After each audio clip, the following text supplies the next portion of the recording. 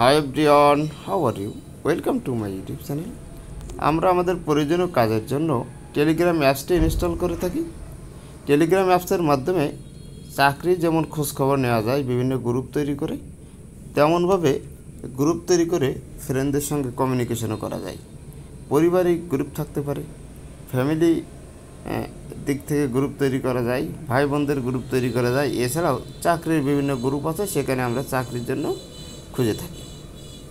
এই অ্যাপসে দেখা যাচ্ছে আমরা অনেক সময় ফটো পাঠাতে যে আমরা গ্যালারি থেকে ফটো না দিয়ে আমরা এই অ্যাপসের ভিতরে যে ডাইরেক্ট ফটো উঠাবো এবং সেটি সেন্ড করব।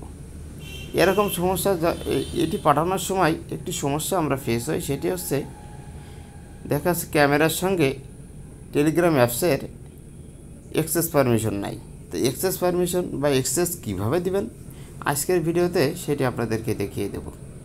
এর জন্য যে কাজটা করতে হবে, প্রথমে আপনি মোবাইলের ডিসপ্লেতে চলে আসবেন।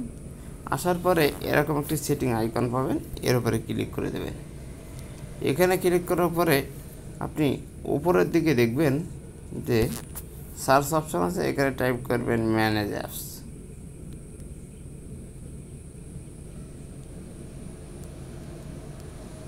টাইপ করার পরে আপনি সার্চ করবেন।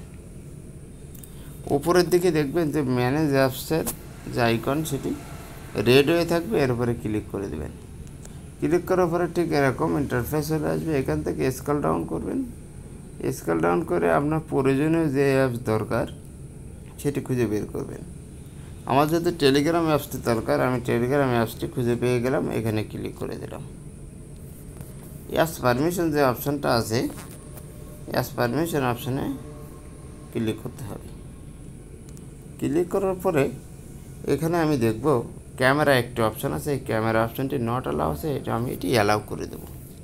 অ্যালাউর মাধ্যমে টেলিগ্রামের সাথে ক্যামেরার অ্যাক্সেস হয়ে গেল। এভাবে আমরা অ্যাক্সেস করতে পারি। থ্যাংক ইউ অল, আল্লাহ হাফেজ।